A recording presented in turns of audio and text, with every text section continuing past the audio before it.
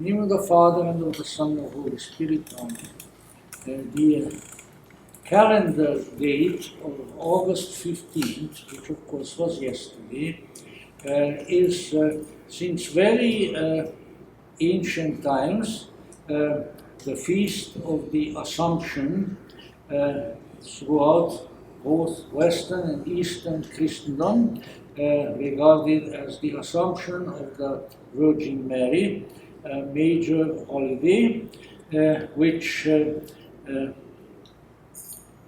carries both you might say, a deeply esoteric and a somewhat more exoteric and biblical implications.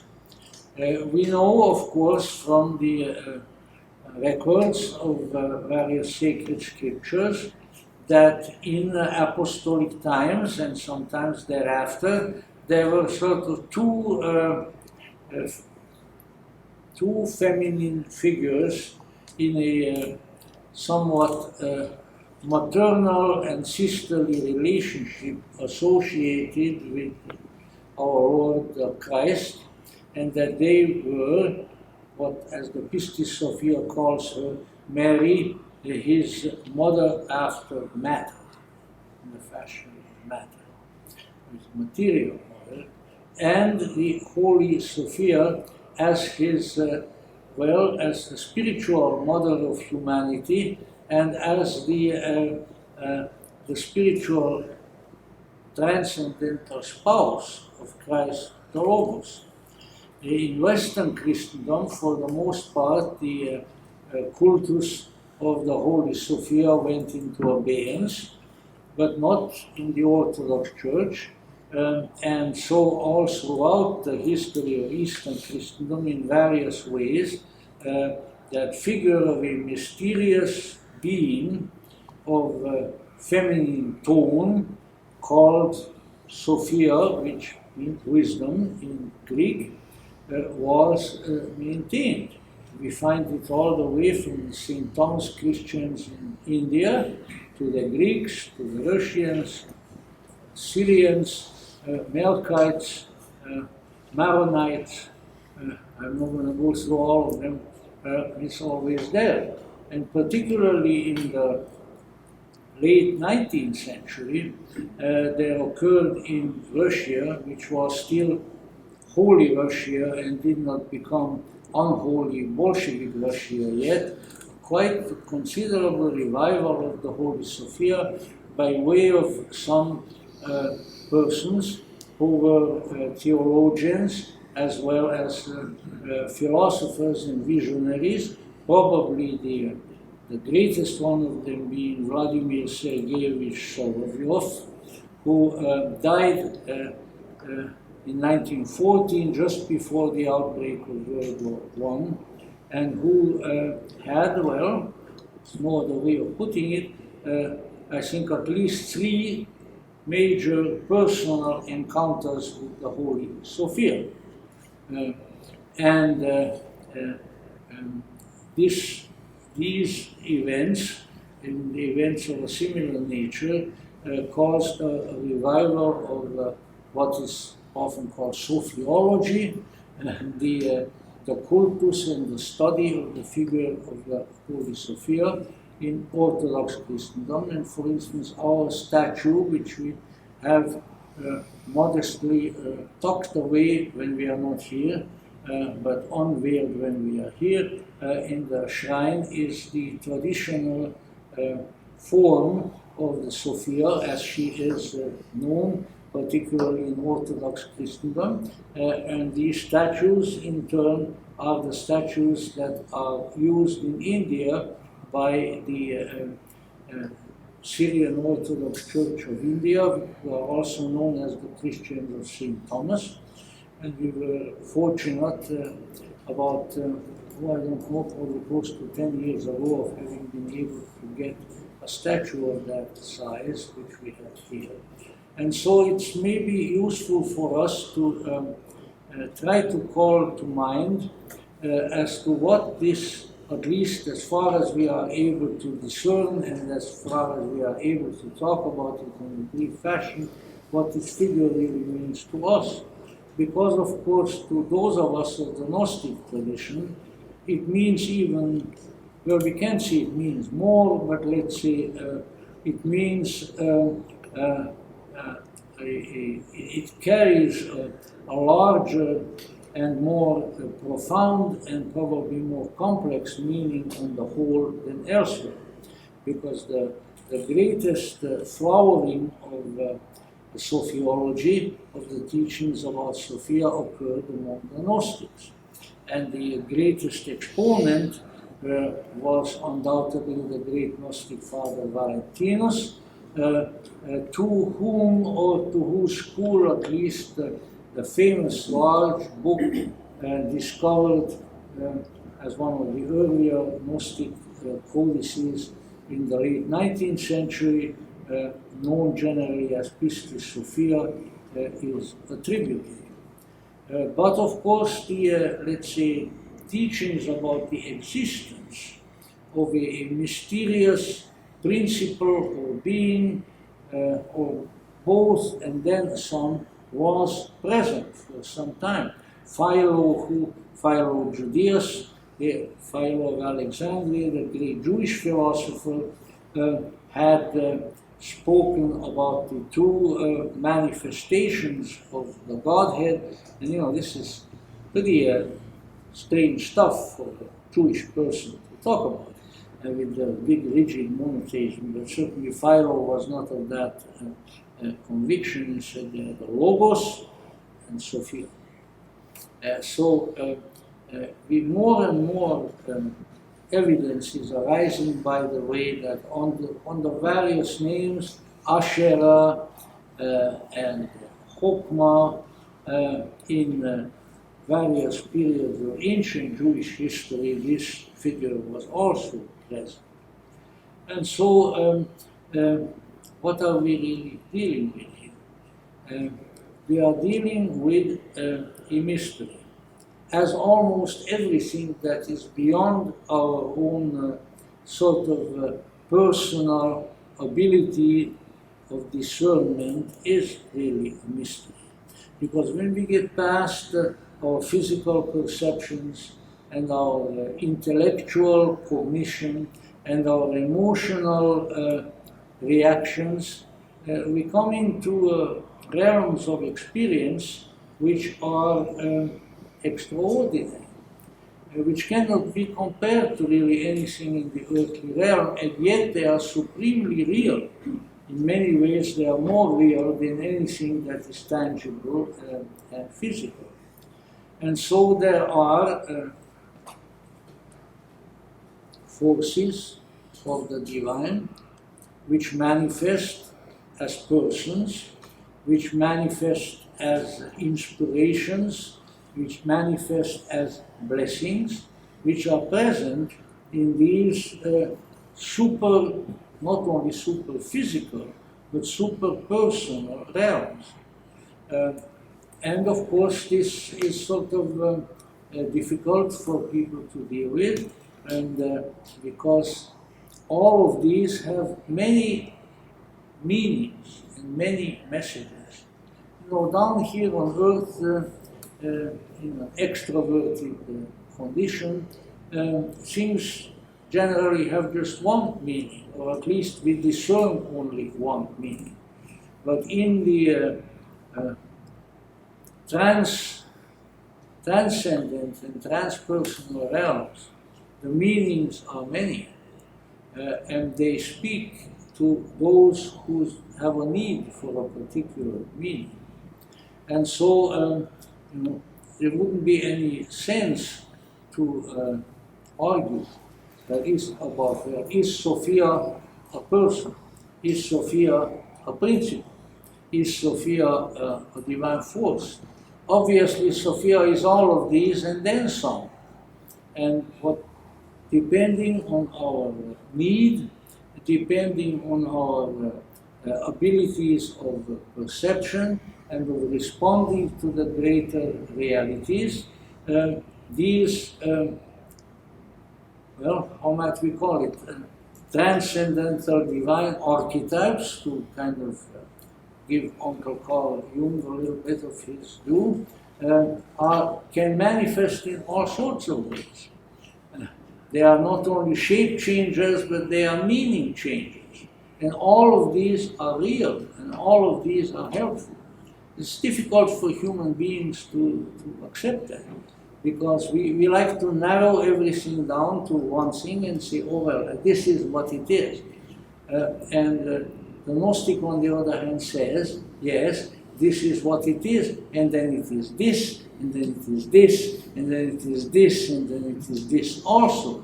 And the rational faculty, the ratio, as the Latins called it, doesn't like that. And yet we have to become used to that. And so we have here a great manifestation of the divine. It has, according to the statements of our tradition, particularly according to the vast Sophianic myth that is embodied in the Pistis Sophia, has a particular relationship to humanity. How that is explained in itself is really not all that terribly important. The rationale for it is, of course, that in the great story of Sophia, when she came from on high and got caught, the spiritual being got caught in the lower psychic realms among rather difficult and dangerous and frightening forces, and eventually was brought forth and redeemed for that by her twin Aeon Christ and by the angels, that she became involved, let's say, in the creation of this world wherein we live, and in our creation within that same world. And that owing to that connection, she remained close to us. And that we might say she remained sort of the transcendental, the celestial mother and patroness of humanity and of the world. And it is at this point where the mythos of Christendom regarding the Blessed Virgin Mary, the Mother Christ, comes in, because so many of these meanings, of these qualities, were all then projected onto the figure of the Blessed Virgin Mary, the Mother of Jesus. So that after a certain time in history, she became essentially both Mary, the Mother of the Lord, and the celestial Sophia, the Mother of humanity. You can see that the meanings are all there.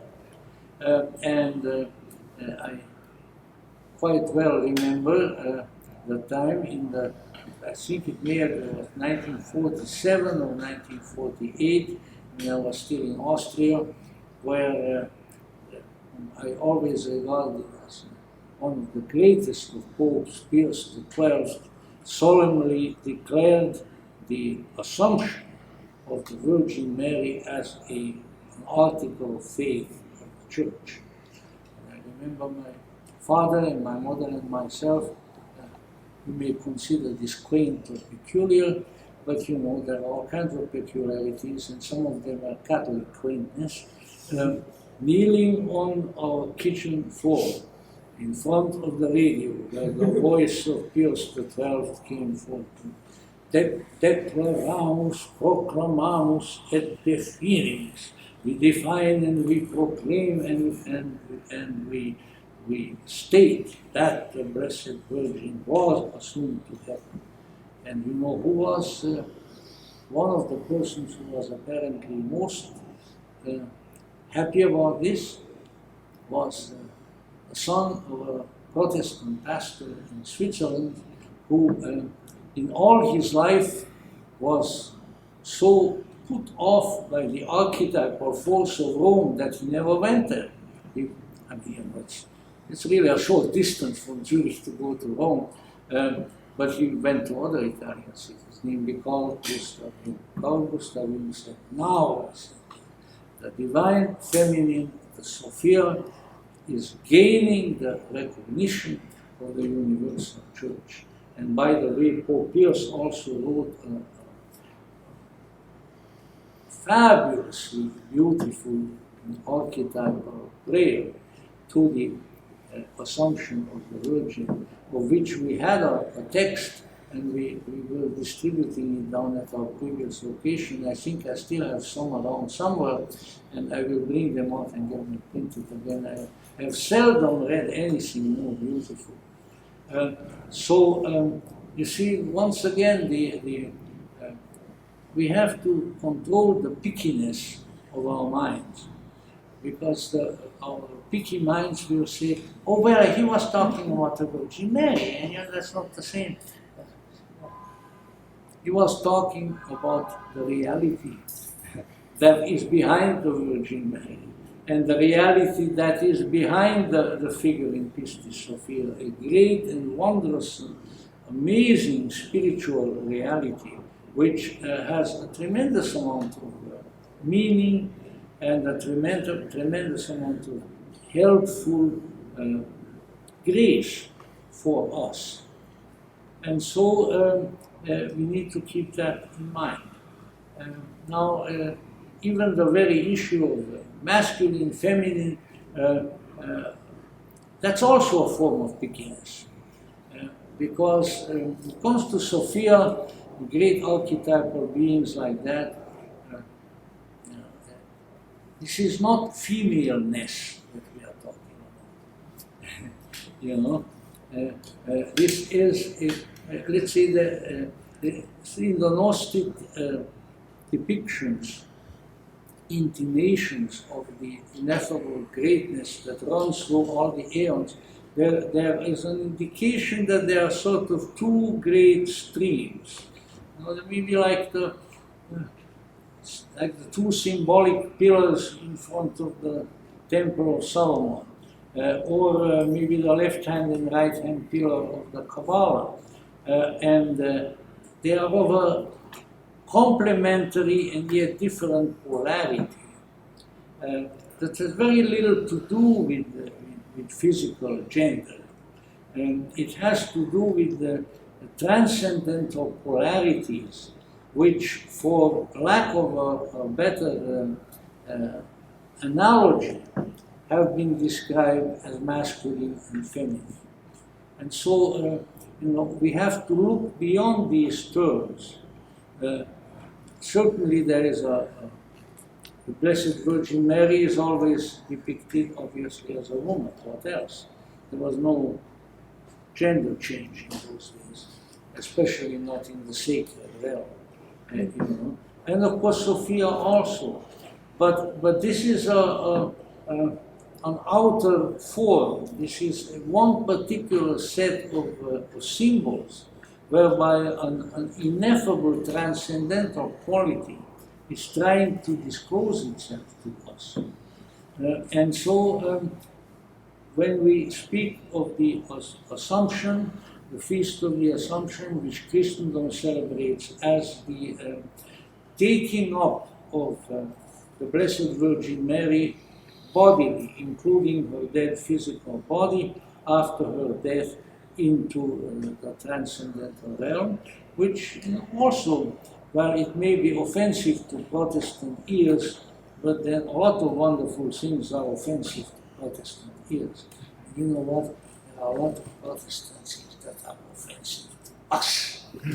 A lot of Calvinist balderdash that is offensive, at least to me. So there we are with all the offenses. But in any event,